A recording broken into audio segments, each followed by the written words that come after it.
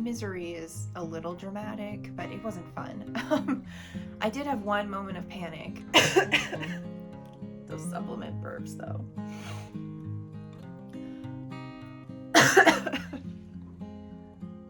I'm nervous to talk about this online. I know that it's a very controversial subject, and a lot of people have very strong, very different opinions.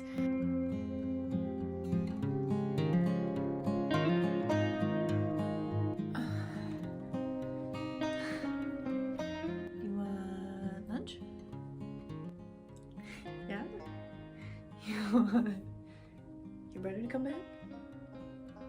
No.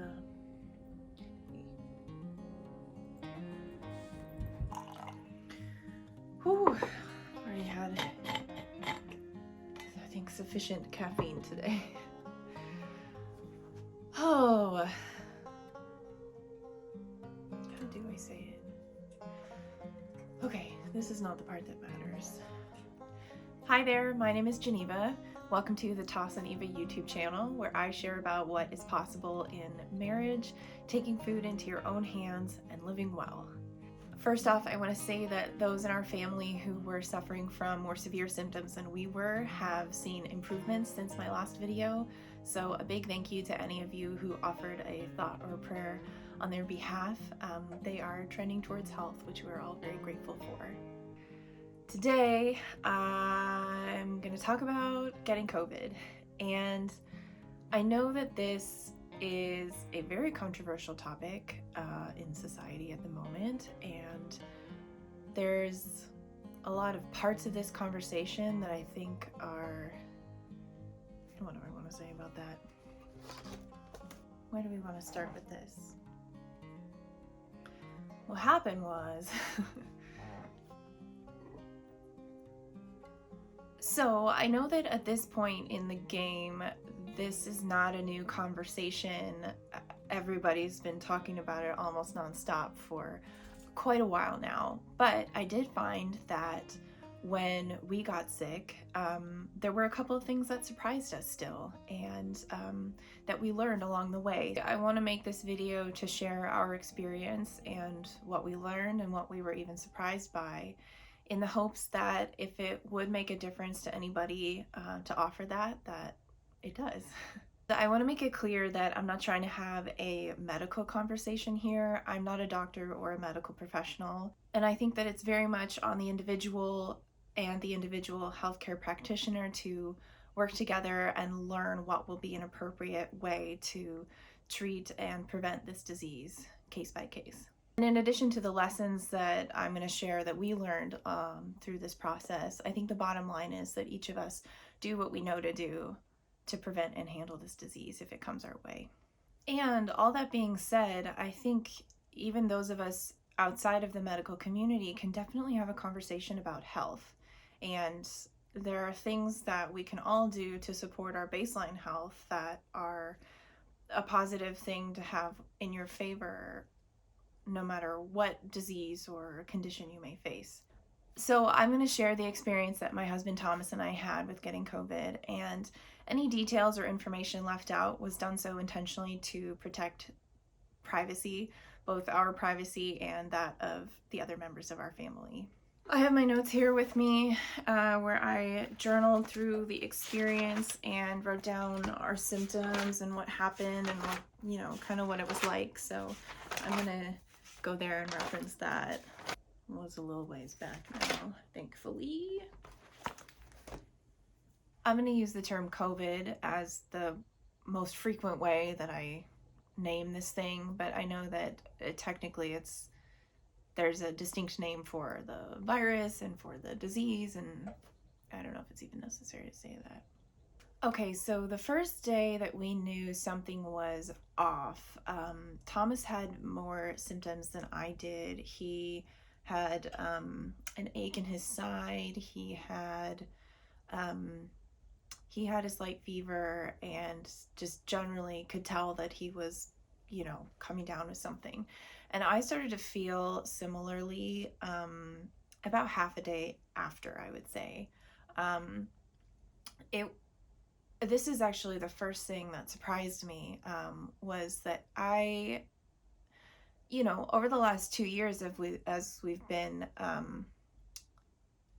as the pandemic's been happening, we've gotten colds, we've gotten bugs, we've gotten just, where you don't feel 100% for a couple of days, or even where, you're very sick with a cold for a few days. We've had those through the course of this time. And, I think it's natural to be like, do I have COVID? So we've actually spent, multiple times quarantining, isolating, until we get tested and until we heal. And, nothing had turned out to be COVID. And what surprised me when we did get COVID was just how obvious and pronounced it was. It was totally, for us anyway. I mean, of course, I know there's a vast range of symptoms and effects of this disease, but for us it was very obvious that we had something beyond a little bug that goes around. So it really was one of those feelings where you can just feel your body and your mind being like overtaken by something, just energy levels dropping, mental clarity dropping, just like blah, blah, blah, blah, blah, like the dying AirPod noise. And so we knew something was up. And we had everything luckily pretty prepared to if we did get sick, and if we were going to write it out at home. Okay, so the first thing I learned was just how obvious it ended up being for us when we did get sick. It was very pronounced. We knew we felt unwell very distinctly, and we knew it didn't feel like a cold or like being under the weather a little bit. It took about a day and a half, I think, for it to really sink in and just to be in the thick of being out of it and being sick. And during that time period, it was a couple of days of the highest intensity symptoms. For me, it was fever. And when I look at it, like, I've had low-grade fevers before, but I've really, I think, only a couple of times in my life, including this, had a fever that just took over, like sweating, chills, aches, and yeah, that was very distinct. I definitely knew that I was sick. Thomas had a similar thing, and the next thing that I learned that I really was surprised by is that I just didn't think of it, I guess, is that really my worst symptom in terms of what was bothering me the most or causing me the most like misery is a little dramatic, but it wasn't fun, was my headache. I just didn't like, I don't know, I didn't think of that when I thought of COVID, just for whatever reason. And so it was funny because I was talking with Thomas's mom, my mother-in-law, and she asked me, she was like, which of your symptoms is the worst? And I said, well, actually, it's my headache that's bothering me the most. And she gave me a headache medication, which is essentially a combination of a couple of painkillers and caffeine. That made me feel so much better. It's not necessarily the type of thing that I would want to like take a bunch of just constantly through an illness, but at the moment that I took it, when my headache was really bothering me the most, it cut that pain, and it really didn't come back for me in the same way. So I took one dose of a headache medication, and it worked wonders. So I didn't expect that to be something important to be prepared for, but for me it was. Something else, and I don't know if this is so much a lesson or a recommendation, but excuse me. Those supplement burps, though.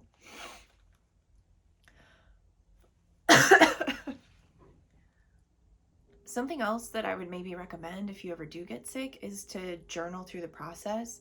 I'm glad that I did. I wrote down just a little bit about like what was sort of the theme of each day, and what were my symptoms, what did I take to help treat the disease. And I I don't know, it just helped me like be more grounded with it, I think.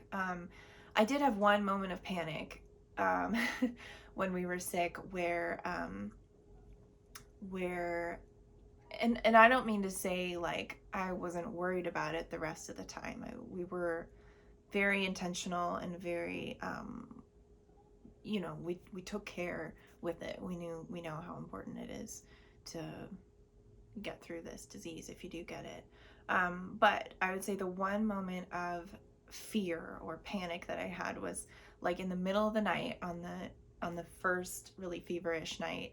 Um, and I had woken up and I had to go to the bathroom, and then I was back in bed, and I thought to myself, it started out like I thought to myself, okay, if I have this strong fever, and like I had just measured like 102, which was the peak for me. And I don't think I was there for very long, just a few hours. But this was sort of in the middle of that haze. I had just gotten back in bed, like middle of the night. I'm sleeping really terribly, like fever dreams, like I'm trying to rush around and do something in my dream, and it's not very well defined, and I don't think I can get it done on time, and just like that. And it feels like you're waking up every 5 minutes. And I thought to myself at first, I thought, okay, I can do this. If this is what it's like, I can do this. I'm okay. I have very strong body sensations. I have chills and aches, and I can't get warm, and it hurts, but I can do this. I feel okay, even with all of these sensations and symptoms. And then my brain was just like, but what if this isn't it? I don't know about you, but my heart rate is kind of excitable. So if a thought like that strikes me, or I get startled, or something happens, like it just sends this cascade through my body like an adrenaline response. And I had to very consciously like slow down my breathing, take deep breaths, and just be like, okay, well, it's not worse yet. So why don't you handle this like you just had that moment where you knew you could, and like do everything you can to get well and not have it be worse. And I had to just really intentionally tell myself that, so that I didn't let my heart and my mind and like everything run away with me on that train of thought. The other thing connected to the journal is we learned that the recovery on this one can be really slow. Um, Not like we were sick for a very long time, especially compared to other people who've had more severe cases, but it also didn't feel like a standard cold where maybe, one day you wake up and you feel massively improved from the day before. We found that the improvement for us was pretty consistent, but very incremental. Um, so luckily though, we once our fevers broke after a couple of days, we sort of entered the congested, cough, runny nose phase. And that one in particular, the progress of healing was a lot slower than I was and was a lot slower than I have been used to with like colds and other bugs. Um, Still, even like, um, we have to clear our throats a little bit more. Like there's some background, sorry, isn't that weird? There's some background congestion, I would say. And about once a day, I might have like a little mini cough attack. And I'm prone to lingering coughs when I get most any sort of bug. But I find that even now, once everything else is recovered, I do have maybe like one moment each day if my throat gets dry, or if I like choke on my own spit or something really graceful like that, then it sends me coughing for a little bit, and I need to go like stop what I'm doing, drink water. um, so it's by no means that worrisome to me to have as a lingering symptom, but even that has taken longer than I would have expected to die down. So to put a cap on the fear thing, a lesson we learned, and we knew this as a thing, a fact, we knew this logically and theoretically before we got sick, but when we were sick, we really learned that it pays to not be afraid. I don't know if that's the best way to say it, but like, fear was going to make it worse. I'll definitely say that. And I think, let's see. And it's tough because this disease can obviously be very serious and life-threatening in certain cases, and in certain cases it isn't serious or life-threatening. So you know, there's a lot of what ifs. What if my case is really bad? What if I'm not doing enough? What if I didn't do enough when I had the chance? And I think we're all, if faced with that, gonna have to deal with it in our own way. I guess this is kind of a serious video, but it feels like a serious thing to say, but like, this is really real. Like, it's really not real, like it's not a hoax. Of course it's not a hoax, but it's, in a way, it's like this phenomenon of a disease going around and each of us being faced with, will we get it? Will we be okay if we do? It's kind of timeless. It's, I don't know if there's fruit at the end of that branch. Okay, here's what I do want to say. We really learned when we actually did get sick that it's very important to, as much as you can, not be afraid if you don't need to be. And I know that's tough because this is a disease that, if you get it, can turn out to be very serious and life-threatening. But I had to really stay grounded in the fact that it wasn't that way for me. At least at the point where I was starting to be scared, I was like, okay, yeah, I'm gonna do everything I can to not have it go that way. Fortunately, given my health background and my age and things like that, I know that I probably will be okay at the end of this. And you know, nothing is a given. It's all likelihoods and trends, but of course there are trend breakers and there are exceptions to everything that seems to be a rule. So that's a tough place to be, especially when it comes to something that can be really dangerous. And so whatever process you use, or school of thought or framework that you hold really challenging real things in like that for your life, I would just don't shy away from applying it and preparing for the possibility that you may get sick at some point if you haven't already. Okay, now this is probably the biggest thing that I learned, and the biggest thing that I would want you to take away from this video if it has value for you, and probably the biggest reason why I'm actually making this video, because I'm nervous to talk about this online. I know that it's a very controversial subject and a lot of people have very strong, very different opinions. And so my goal is to just share universal things, and I might not succeed at that, but that's why I'm here and that's why I'm putting this together. I would say the biggest thing that I learned is that it pays to be prepared. Also, given how differently people approach this subject, I know that this might look different for everybody, but whatever it is that you would want to do, like ahead of being exposed to COVID or getting a COVID infection and getting the disease, and if you did get it, do it. Get whatever supplies you would want to have on hand. Speak with your doctor about any questions, you know, about what you should do ahead of time. I very fortunately realized before we got sick, in the couple of weeks leading up to it, like, wow, okay, if we get this, like, there's all this talk about treatments in hospitals and stuff like that, but really, hopefully, we would deal with this at home. because that would mean that we didn't get sick to the point where we needed a hospital intervention. And that's, that's our goal, is to not be that sick, and to not need those services if we can. I mean, they're great if you do need them, but if you can manage on your own to not get that sick, like, I think that's the goal.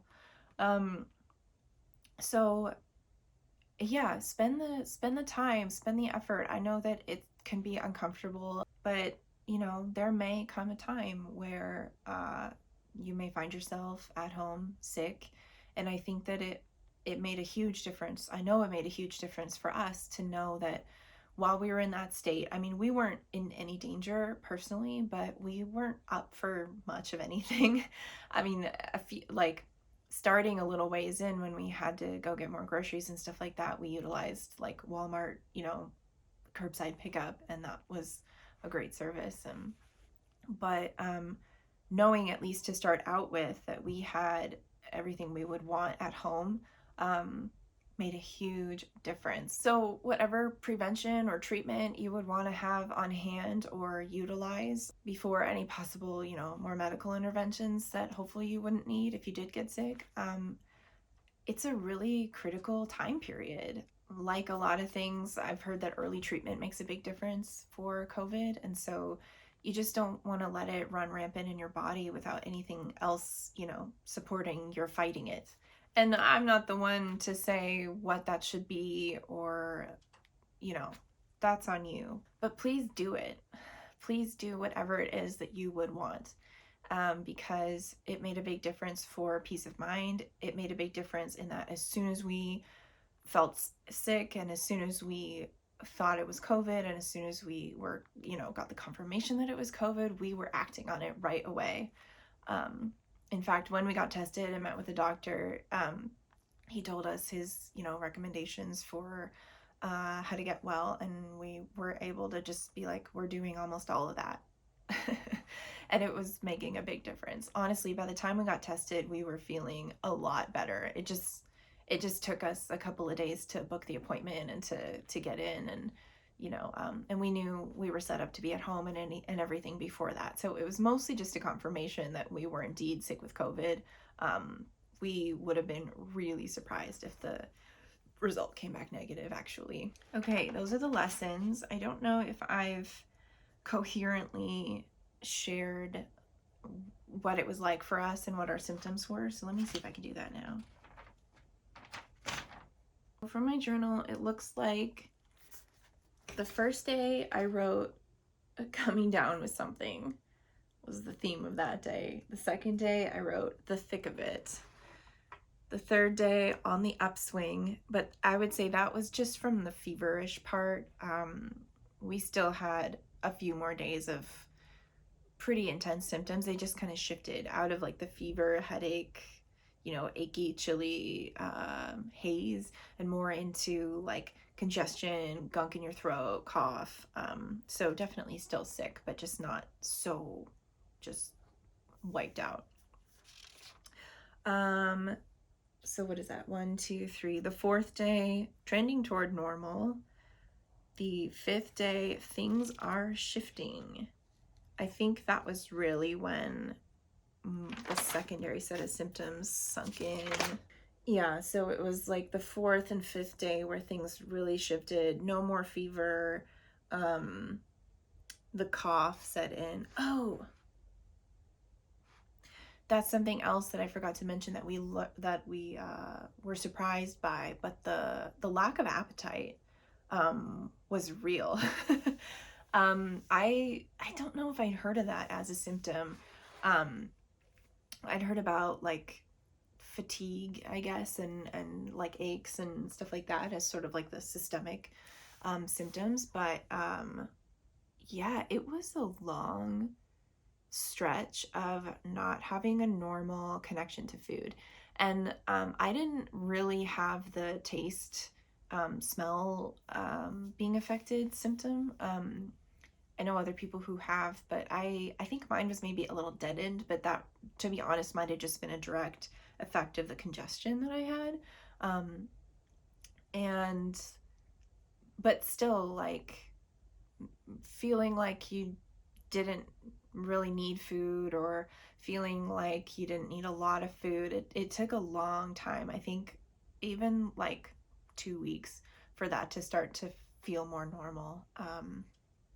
Yeah, I didn't expect that one. And generally through this whole time, and again, just coming out of it now, is like a low physical stamina and capacity. So getting pooped very easily, basically, out of breath. Now we're starting to reincorporate physical activity and cardio and resistance training, but not for a while there. And after that, after those first, I'd say 5 days, it really was a tapering off of the remaining symptoms. So for me, that was congestion, feeling like gunk or like a pain in my throat, the cough, the low appetite, and the low physical stamina.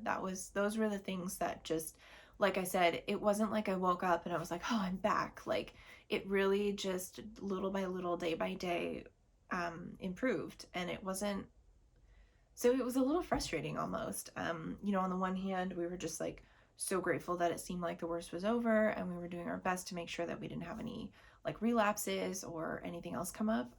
But yeah, it just didn't happen very quickly. I think that's it on the meat of this video. The only other things I wanted to mention were, one, if you're wondering what the heck is going on with this wall behind me, this is our lovely shack that we have moved into. I know I included a couple of clips of it in my previous video, getting all caught up on what happened in the last couple of months of 2021 and how we ended up here. And the next video that I will make is going to be about this shack. And it's really more than a shack. It's a building, but that's what we call it in Thomas's family. So stay tuned for that. We will do a tour. We will do the progress of the renovation that we've done so far.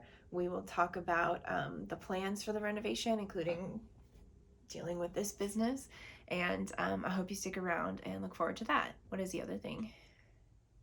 Oh, my face. My face. Just to put it out there, you will probably see a number of pimples and a lot of acne scarring on my face, and that is because I deal with food sensitivity breakouts, and it's really fun, and I've been working on it for the last couple of years really intensely, but admittedly I have not had the consistency to clear the breakouts and keep them gone. There have been times where my skin has been very clear, as you have probably seen if you've seen any of the previous videos, in particular from over the summer. My skin was pretty clear, but the holidays I find challenging to stick with avoiding the foods that I'm sensitive to, and we're kind of just coming out of that. And again, when you have COVID, sometimes you just eat leftover tamales for days. And even if you're sensitive to one of the ingredients, because it's just nice to be able to throw something in the microwave when you don't feel like you can do anything else. Maybe that's one more thing, is just having food around makes a big difference. For what it's worth, that might go without saying, but it came in nice. Oh, anyway, so, yeah, this is actually some really good healing progress, believe it or not. Anybody who's been on a Zoom call with me over the last couple of weeks will know that the pigmentation and the breakout was even more intense then. So anyway, that will potentially be a recurring thing in the videos that you see, particularly when I go back and show footage of like the renovation and stuff from the last few weeks when I was first dealing with this breakout. Also, I tried a couple of new skincare products that weren't for me, and it made everything worse, and it made everything kind of blow up for a little while. So that was unfortunate. Here we are now. As ever, we're just taking steps in the direction that we want to go. So, I'm gonna have a little bit of fun editing all that together into cohesion, but I really do hope that whatever measures you're taking to prevent getting COVID or treat COVID if you have gotten it or have it, just keep heart. You know, this is real. This is a big deal. This is challenging for everybody, and it won't be forever. I don't know if I'm allowed to say that, but that's what I believe. I think I just say goodbye now. I did want to show you my new coffee cup. I don't know if that's a good angle. Also, I feel like with this combination, I match Ariel Bassett's office trim and fireplace colors. And if you know what I'm talking about, maybe we hang out in the same corners of the internet, in which case, hi, see you around campus. Anyway,